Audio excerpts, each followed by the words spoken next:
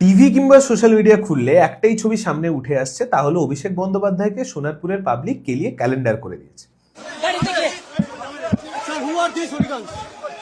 All BJP sponsored. अब देखिए क्या हाल किया गया। কিন্তু এই দৃশ্য গণতন্ত্রের জন্য খুব একটা ভালো অ্যাডভার্টাইজমেন্ট তাও নয়। কিন্তু যতবারই এই দৃশ্য দেখে অভিষেক বন্দ্যোপাধ্যায়কে আমার ডিফেন্ড করতে ইচ্ছে করছে, বলতে ইচ্ছে করছে গণতন্ত্রের পক্ষে এটা খুব একটা ভালো দৃশ্য নয়, ততবারই আমার কালিয়াগঞ্জে তামান্নার কথা মনে পড়ছে। একটি ফুটফুটে বাচ্চা মেয়ে, তাকে তৃণমূলের দুষ্কৃতীরা বোম মেরে তার শরীরটাকে ছিন্ন বিচ্ছিন্ন করে দিয়েছিল। এই পৃথিবী ছেড়ে ওই বাচ্চা মেয়েটাকে চলে যেতে হয়েছিল কারণ ওর পরিবার সিপিএম করে বলে। যতবারই এই দৃশ্যগুলো চোখের সামনে আসছে যে অভিষেক বন্দ্যোপাধ্যায়কে পাবলিক ঢিল ছুটছে, ডিম ছুটছে, জুতো ছুটছে, চোর চোর বলে চিৎকার করছে, ততবারই আমার অভিষেক বন্দ্যোপাধ্যায়কে ডিফেন্ড করতে ইচ্ছে করছে। সত্যি বলছি, মন থেকে ডিফেন্ড করতে ইচ্ছে করছে, কিন্তু বারবার ওই 762 জন সিপিএম কর্মী কিংবা 350 জন বিজেপির কর্মীর কথা বারবার মনে পড়ছে, যাদেরকে এই পৃথিবী ছাড়তে হয়েছে কারণ ওরা তৃণমূল ছাড়া অন্য একটা দলকে বেছে নিয়েছিল, বিকল্প একটা রাজনৈতিক দলকে বেছে নিয়েছিল। কারোর বাড়ি পুড়িয়ে দেওয়া হয়েছিল, কারোর বাড়িতে মা বোনকে ধর্ষণ করা হয়েছে তার স্বামীর সামনে, কারোর দাদার সামনে, কারোর স্বামীর সামনে তার স্ত্রীকে ধর্ষণ করা হয়েছিল। এই তৃণমূল কংগ্রেস দলটি করেছিল এবং এরা দিনের পর দিন টিভিতে বসে, মিডিয়াতে বসে এই লোকগুলো সেই জিনিসগুলোকে ডিফেন্ড করে এসেছিল। সেদিন অভিষেক বন্দ্যোপাধ্যায় চুপ ছিল, তাই আজকে আমার চুপ থাকাটাই কি শ্রেয়? যতবারই অভিষেক বন্দ্যোপাধ্যায়কে ওই দৃশ্যের সম্মুখীন হতে দেখছি, ততবারই আমার অভিষেক বন্দ্যোপাধ্যায়কে ডিফেন্ড করতে ইচ্ছে করছে, আর ততবারই আমার মাথায় সুদীপ্ত গুপ্ত কিংবা মইদুল মিদ্দাদের কথা মনে পড়ছে। যে সুদীপ্ত গুপ্ত একটি বাচ্চা ছেলে, সদ্য কলেজে উঠেছে এবং স্টুডেন্ট ইউনিয়ন ইলেকশনের জন্য রাস্তায় নেমে আন্দোলন করছিল, আর মমতা বন্দ্যোপাধ্যায়ের পুলিশের হাতে তার মাথায় একটা লাঠির বাড়ি খেয়ে তাকে হসপিটাল অবধি নিয়ে যাওয়ার সময় হয়নি, তাকে এই পৃথিবী ছাড়তে হয়েছিল। শুনেছো কি ডাক, ওহে লাখ লাখ সুদীপ্ত তুই মিছিলের আগে আগে থাক। মইদুল মিদ্দা স্বচ্ছ নিয়োগের দাবিতে নবান্ন অভিযান করতে গেছিল।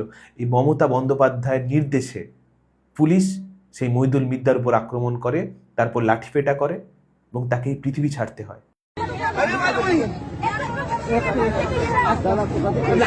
যতবারই আমার অভিষেক বন্দ্যোপাধ্যায় আজকে আপনাকে ডিফেন্ড করতে ইচ্ছা করছে, ততবারই আমার বিজেপির অভিজিৎ সরকারের কথা মনে পড়ছে। অভিজিৎ সরকার ফেসবুকে একটা লাইভ করছিলেন যে আমার বাড়িতে তৃণমূলের কর্মীরা আমাকে মারতে আসছে। গোটা পৃথিবী তখন সেই লাইভটা দেখছিল। শুধু অভিজিৎ সরকারকে যেই মেরে শান্ত হয়েছিল তৃণমূল কর্মীরা তা নয়, তাদের বাড়ির নিরীহ পোষ্যগুলোকে, কুকুরগুলোকে তাদের চোখ অবধি খুলে নেওয়া হয়েছিল। আজকে আমার সামনে বোমের পর বোম পেরে পড়লো, আমার ঘর দৌড় পার্টি অফিস ভাঙচুর করে দিল।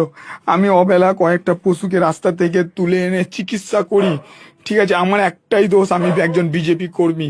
তা বলে যাই হোক না কেন, সে যে যেমন রাজনৈতিক সমর্থন করতে পারে, কিন্তু আমি তো একজন ডগ লাভার, একদম পশুপ্রেমিক। আমি কটা কুকুরকে, রাস্তার কুকুরকে তুলে এনে চিকিৎসা করি। সৌদ বাচ্চা দিয়েছে। এই কুকুরটা শিয়ালদা থেকে নিয়েছিলাম। দেখুন আমাদের এই অঞ্চলের আরো কতগুলো কুকুর ছিল রে দেখা, এ কয়েকটা বাচ্চা দিয়েছিল। দেখুন এর বাচ্চাদেরকে কি হিসাবে অসংখ্য ভাবে মৃত্যু করে দিল, মেরে দিল। আজ যতবার আপনার উপর ঘটে যাওয়া এই অনভিপ্রেত ঘটনার উপরে আমার কিছু বলতে ইচ্ছে করছে যে এই ঘটনা গণতন্ত্রের জন্য সুস্থকর নয়, তখন বারবার আমার ধীরেন লেটের কথা মনে পড়ছে। মনে আছে 70 বছরের সিপিএম একজন নেতা, একজন এমএলএ, 3 বা 4 বারের এমএলএ, তাকে রাস্তায় দাঁড়িয়ে তাকে কান ধরে গোটা শহরের সামনে উঠবস করানো হয়েছিল এইটা বলে, আমি আর কোনোদিন সিপিএম পার্টিটা করব না। অনুব্রত মণ্ডলের মতো নেতারা তারা বলতো এই মেয়েটা আমাদের বিরুদ্ধে, এর উপর একটা গাঁজা কেস দিয়ে দে, ওই ছেলেটা আমাদের বিরুদ্ধে, এর উপরে একটা এই চুরির কেস দিয়ে দে। দিনের পর দিন আমাদেরকে চোখের সামনে এগুলো দেখতে হয়েছে। সেদিনও গণতন্ত্রের পক্ষে সেগুলো সুস্থকর ঘটনা ছিল না। তাই আজকে আপনাকে কোন মুখে আমি ডিফেন্ড করতে বসবো? আজ আপনার দলের একজন কর্মী মারা গেছে, আপনি তার বাড়িতে গেছেন দেখা করতে, খুব ভালো, এটাই তো একটা নেতার কাজ হওয়া উচিত। আপনি রাস্তায় নেমে অন্তত পুলিশ প্রশাসন ছাড়া আজকে রাস্তায় নেমেছেন, আপনাকে সাধুবাদ জানাই। কিন্তু যখন আপনার হাতে পুলিশ ছিল, সেই দম্ভ, সেই অহংকার, ক্ষমতার অহংকার, সেদিন আপনার মনে হয়নি 26,000 শিক্ষকরা দিন রাত ঝড় বৃষ্টি সব কিছু উপেক্ষা করে তারা রাস্তায় বসেছিল? তাদের কি দাবি ছিল? না আমাদের চাকরিটা, যে যোগ্যতায়, নিজের যোগ্যতায় সারা জীবন পড়াশুনো করে একটা চাকরি পেয়েছি, সেই চাকরিটা যেন আমাদের ফিরিয়ে দেওয়া হয়। সেদিন আপনি এদের সাথে দেখা করেন। সেদিন আমার এখনো মনে আছে, বিকাশ ভবনের সামনে রাত্রেবেলা লাইট বন্ধ করে আপনি আপনাদের পুলিশ দিয়ে, আপনি এবং আপনার পিসি পুলিশ দিয়ে এদেরকে কিভাবে লাইট বন্ধ করে নির্যাতন করেছেন, পেটানো হয়েছিল, যাতে কোনো মিডিয়ার সামনে এই খবরটি না পৌঁছে যায়। আজ আমি কোন মুখে আপনাদের ডিফেন্ড করব, যখন আমার সাথে আপনাদের দল, আপনাদের নেতা, আপনাদের মুখপাত্র কুণাল ঘোষ দিনের পর দিন টিভি মিডিয়াতে বসে অন্যান্য যা কুকর্ম করেছেন তা তো করেছেন, আমি কোন দোকান থেকে কি কিনছি, আমার একটি বোনের সাথে বানানো একটি ভিডিও, ছোটবেলার একটি মজার ভিডিও, সেটার একটি বিকৃত করে একটি অন্য মানে বের করে নিজেদের পেপারে ছাপিয়ে আপনি ওই মেয়েটির পাড়ায় পাড়ায় বিলিয়েছেন, যাতে আমার সামাজিক সম্মান নষ্ট হয়। ওই মেয়েটি যার সাথে রাজনীতির কোনো সম্পর্ক নেই, তাকে খারাপ করার জন্য, তার পরিবারের কাছে খারাপ করার জন্য তার পাড়ায় পাড়ায় ওই নিউজ পেপার বিলিয়েছিলেন।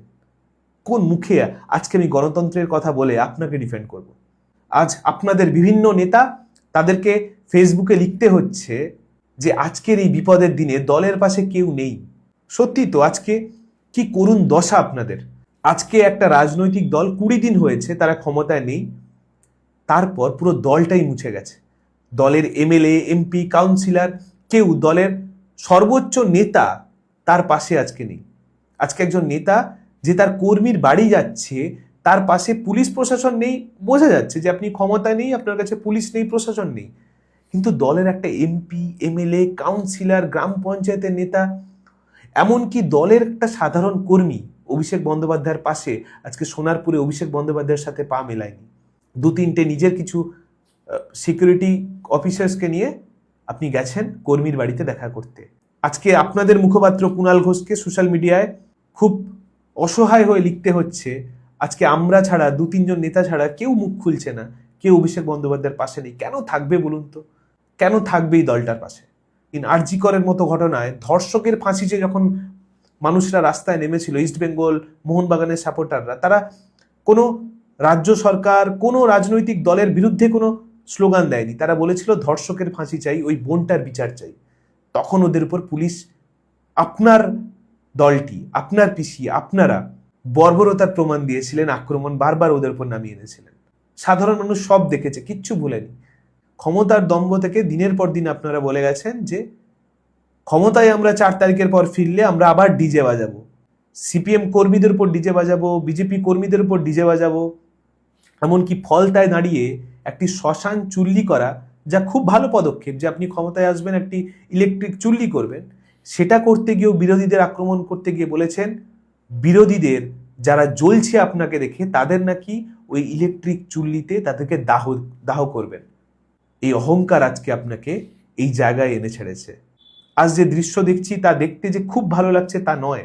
আপনার জায়গা তো জেলে হওয়া উচিত। পাবলিকের হাতে তুলে মব লিঞ্চিং, তার পক্ষে আমি একদমই নই, কোনোদিন ছিলাম না। পাবলিক কেন বিচার করবে? আইন আছে দেশে, আইন আপনার বিচার করবে। আপনার তো জেলে থাকা উচিত। আপনি যদি চুরি করে থাকেন, দুর্নীতি করে থাকেন, এবং নিশ্চয়ই এত মানুষের জীবনকে আপনারা নষ্ট করেছেন, আপনাদের রাজনৈতিক দল নষ্ট করেছে, কিন্তু কোনো মব এসে আপনাকে অ্যাটাক করবে, সে দৃশ্য দেখতে আমাদের ভালো লাগছে না, আমাদের হাসতে ইচ্ছা করছে না আজকে। কিন্তু আপনারা হেসেছিলেন যখন সিপিএম এর ঐশী ঘোষ, তার মাথায় একটা লাঠির আঘাতে তার মাথা ফুলে যায়, তাকে ব্যান্ডেজ করতে হয়। সেই ব্যান্ডেজকে দেখে মস্করা করে মমতা বন্দ্যোপাধ্যায় বলেছিলেন, একটি সামান্য লাঠির আঘাতে এত রাজনৈতিক নাটক, এত নাটক করতে হবে ব্যান্ডেজ পরে? আপনাদের পুরো দলটা উঠে পড়ে লেগেছিল ওই মেয়েটিকে মানসিকভাবে ভেঙে ফেলতে। আজ আপনাদের প্রতি তাও আমাদেরকে সহানুভূতি দেখাতে হবে, আমরা দেখাবো। তৃণমূল কংগ্রেস, অভিষেক বন্দ্যোপাধ্যায়, কুণাল ঘোষ, মমতা বন্দ্যোপাধ্যায় আর বাকি রাজনৈতিক দলরা এক নয়, তা প্রমাণ করতেই আমরা বারবার গলা উঁচু করে বলবো যে আজকের দিনে আপনার এত কুকর্মের পরেও যেটা আপনার সাথে হয়েছে তা গণতন্ত্রে খুব একটা শোভনীয় নয়। আজ আপনি বুঝতে পারছেন ক্ষমতায় না থাকলে কোনো হসপিটাল, যে হসপিটালগুলোকে দিনের পর দিন আপনারা নিজেদের আখের করে রেখেছিলেন, নিজেদের আড্ডার জায়গা করে রেখেছিলেন, সেখানে আপনাদের অ্যাডমিশনটা অবধি নিতে ওরা রাজি নয়। শেষ 15 বছরে আপনারা বিরোধীদের উপরে কি করতে বাকি রেখেছিলেন? খুন করা, ধর্ষণ করা, হুমকি দেওয়া, জেলে ভরা, মিথ্যে কেসে জেলে ভরা। কোনো ইউটিউবার আপনাদের বিরুদ্ধে কথা বললে তাকে জেলে ভরা, মারধর করা, পুলিশ দিয়ে শাসানো। আজ আপনার কাছে যখন ক্ষমতা নেই, আপনার উপরে যখন ওই রকম আক্রমণ ফিরে আসছে, তারপরেও আমরা প্রতিবাদ জানাবো। তারপরেও আমাদের সহানুভূতি আপনার সাথে আছে। আপনাকে একটা পরামর্শ দিই আমরা, আপনাকে বাইরে এখন সুরক্ষিত মনে হচ্ছে না। আপনি যত কুকর্ম করেছেন তা প্রকাশ্যে বলুন, নিজে পুলিশ প্রশাসনের কাছে গিয়ে আজকে আত্মসমর্পণ করুন। আপনি এখন জেলে সুরক্ষিত থাকবেন, বাইরে নয়। কারণ সাধারণ মানুষ আপনার উপরে যেভাবে বিরক্ত, যেভাবে তিতিবিরক্ত হয়ে আছে, দিনের পর দিন যে অত্যাচার পশ্চিমবঙ্গ মানুষের উপর করেছেন, নিজের ক্ষমতায় থেকে এই রাজ্যটাকে নিজেদের সম্পত্তি মনে করতেন, সে দিন যখন আপনাদের ফুরিয়ে গেছে, আপনি জেল ছাড়া আর কোথাও সুরক্ষিত নন। আর বলিহারি আপনার পিসিকে, আপনি পারলে আজকে আপনার পিসির গিয়ে, ওই বিদ্যাসাগরের একটা গল্প ছিল, ওই গোপাল বলে একটি ছেলে চুরি করত, দুর্নীতি করত, তারপরেও তার পিসি তাকে কোনোদিন শাসন করেনি। সবটা হতে দেখেছিল বলে একদিন যখন পাবলিকের হাতে মার খেলো, তখন ও গিয়ে, ওই গোপাল বলে ছেলেটি তার পিসির কান গিয়ে কামড়ে দিয়েছিল, কানটা ছিঁড়ে নিয়েছিল। আপনি গিয়ে আজকে আপনার পিসির কানটা ছেড়ে দিন। সেদিন গোপাল বলেছিল, পিসি তুমি যদি আমাকে শাসন করতে, যদি প্রথম যেদিন চুরি করেছিলাম সেদিনই আমার ভুলটাকে আমাকে ধরিয়ে দিতে, তাহলে আজকে আমার এই দিনটা আমাকে দেখতে হতো না। আজকে আপনিও আপনার পিসির কাছে যান, পিসিকে প্রশ্ন করুন, কেন যেদিন প্রথম দিন থেকে চুরি করা শুরু করেছিলেন সেদিন আপনাকে শাসন করেন, তাহলে আপনাকে আজকে এই দিনটা দেখতে হতো না। অন দ্য হাইন্ডসাইড পশ্চিমবঙ্গ সরকারকেও বলবো, এটাও কোথাও না কোথাও সরকারের ব্যর্থতা যে অভিষেক বন্দ্যোপাধ্যায়কে, একজন সাংসদকে, একজন জনপ্রতিনিধিকে যে সুরক্ষা দেওয়ার কথা তা পশ্চিমবঙ্গ সরকার দিতে ব্যর্থ। এতদিন ধরে, গত সরকার, নতুন সরকার আসার পরে তৃণমূল কংগ্রেস বলে দলটি প্রায় 25 দিন হয়ে গেল তারা রাজনীতিতে অপ্রাসঙ্গিক। এবং এরকম ঘটনা যদি দিনের পর দিন ঘটতে থাকে অভিষেক বন্দ্যোপাধ্যায়ের উপরে, তাহলে তৃণমূল কংগ্রেস এবং অভিষেক বন্দ্যোপাধ্যায়কে নতুনভাবে আপনারা প্রাসঙ্গিক করে তুলছেন।